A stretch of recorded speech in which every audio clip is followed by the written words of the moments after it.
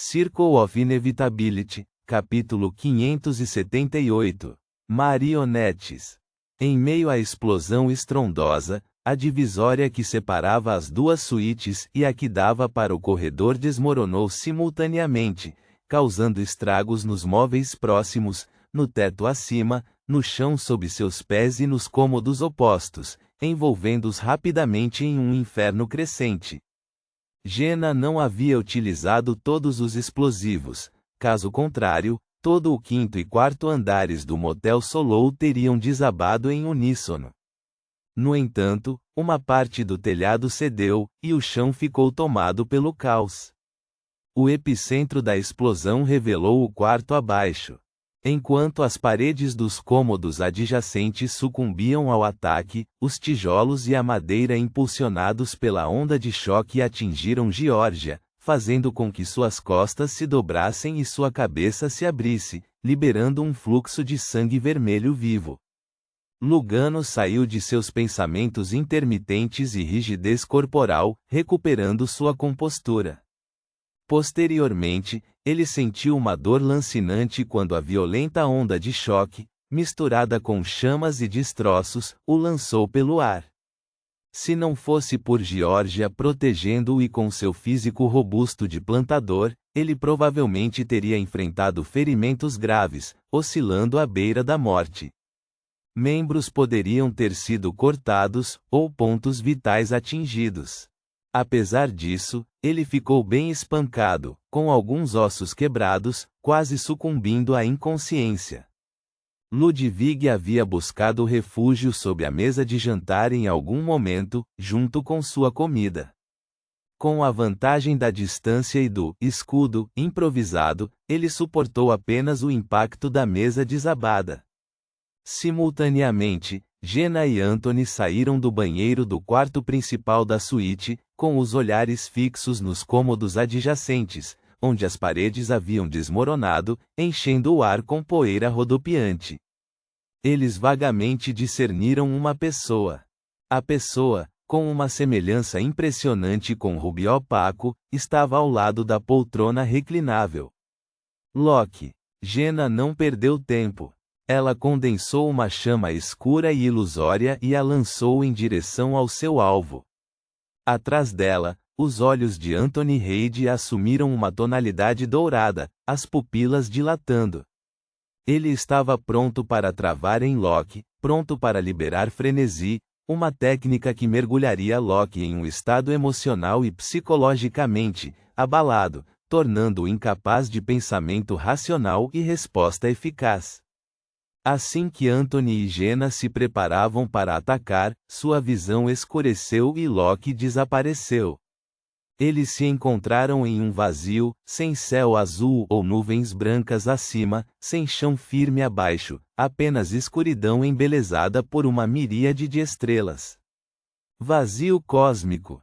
Essa ilusão semi-real, semi-falsa era uma criação alcançável por um filho do mar em um certo nível. No vazio, Jenna e Anthony contemplaram uma mulher viúva com um gorro preto e rugas sutis na frente deles. Marta, a matriarca da família Paco, agora uma marionete sob o controle de Locke, estava escondida na sala onde Locke manipulava os fios do corpo espiritual. Com tempo de preparação suficiente, como Locke poderia não atuar com suas marionetes?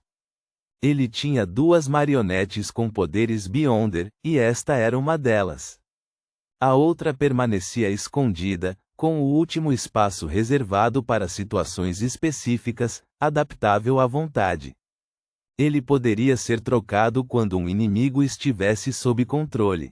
Quando Locke se fez passar por Ruby opaco, trazendo Madame Marta para conhecer o governador do mar, a matriarca da família já era uma marionete.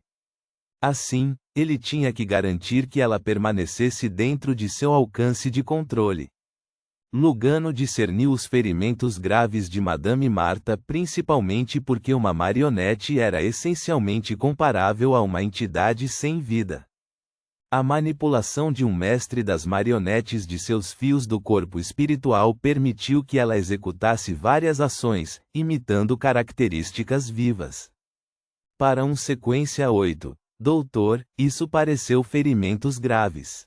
Se Lumian observasse a sorte dos outros com frequência como um hábito, ele teria percebido que o destino de Madame Marta estava errado. Estava assustadoramente parado, lembrando a morte. Marta, com um sorriso sutil no rosto, levantou a mão direita, uma luz verde espectral se unindo nas pontas dos dedos. O brilho se transformou em um raio que avançou em direção a Jena. Tendo ouvido Lumian explicar as habilidades da linhagem do mar, Jena, ao ver a luz verde espectral, rolou para fora do vazio cósmico. Anthony seguiu o exemplo. Ele se absteve de usar frenesi em Marta, já que uma marionete, essencialmente morta, não sucumbiria ao frenesi. No momento seguinte, ambos sentiram um peso, mergulhando rapidamente pelo vazio cósmico. Eles experimentaram a ausência de peso que Franca ocasionalmente mencionava. Num piscar de olhos, Jena e Anthony pousaram no chão e se estabilizaram, mas Marta não estava em lugar nenhum. O vazio cósmico estava se despedaçando centímetro por centímetro. Eles ainda estavam no Motel Solou, mas tinham descido do 5º andar para o 4º. Isso porque o vazio cósmico de nível médio abaixo parecia mais uma ilusão. Haveria uma barreira semelhante a uma parede de espiritualidade ao redor deles. Após caírem nela, seus corpos permaneceram na realidade. Enquanto rolavam e se esquivavam, Marta os alcançou com força com seu poder sem forma, fazendo-os mergulhar na cavidade do chão criada pelos explosivos. Jena não hesitou. Ela correu parede acima, agarrou uma fenda e voltou para o 5º andar, onde a explosão ocorreu. Ela viu Lugano cuidando de seus ferimentos, e Locke e Madame Marta estavam ausentes da sala diagonalmente oposta. Ludwig, que estava escondido debaixo da mesa de jantar, também desapareceu. Na rua Aquina, em meio a uma animada celebração folclórica, Locke, transformado em um passante discreto, carregou Ludwig, que havia adormecido, através da multidão.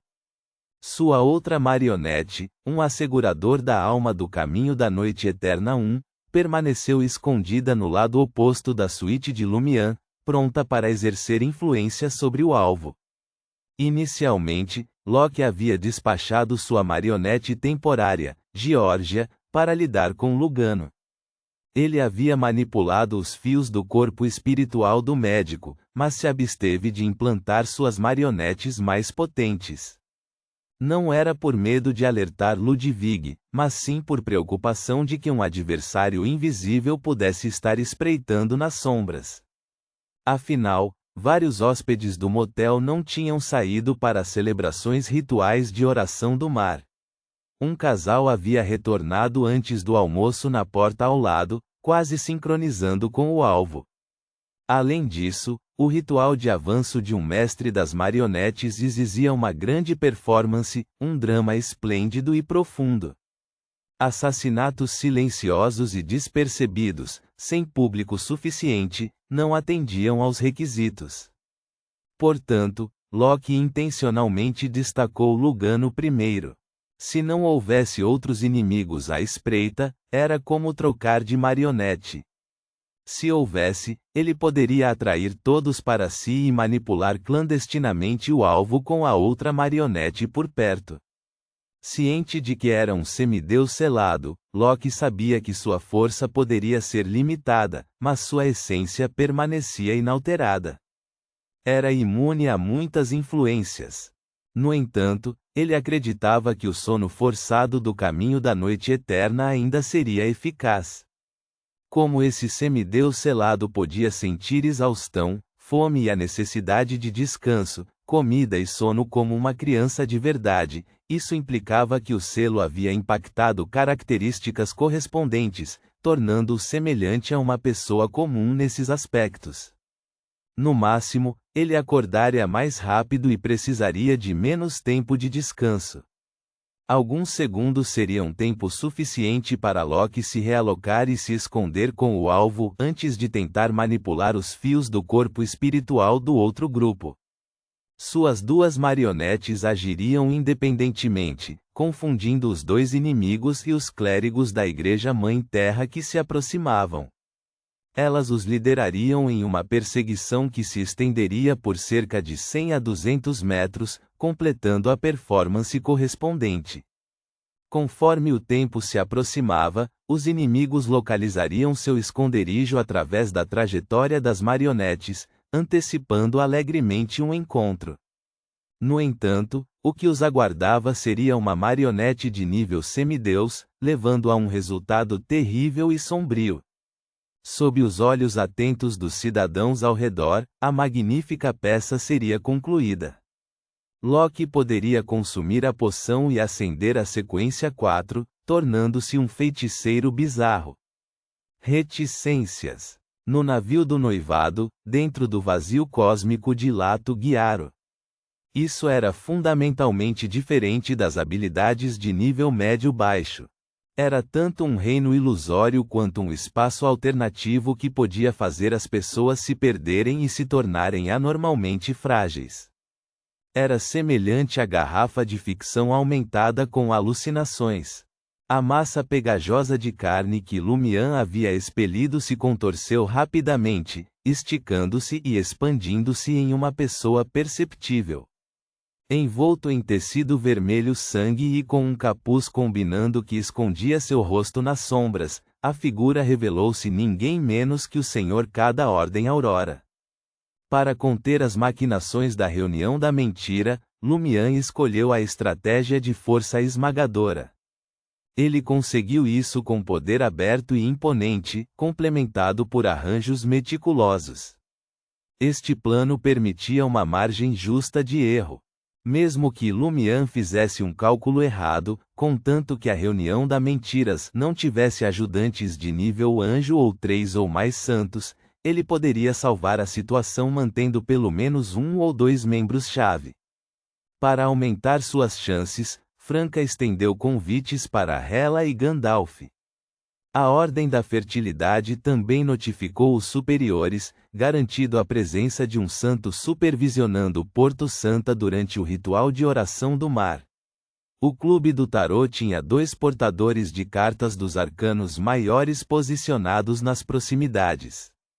Quando os principais membros do Reunião da Mentira se sentiam seguros, a Madame Mágica, o Anjo das Estrelas, atravessava uma longa distância e descia enquanto eles se preparavam para partir.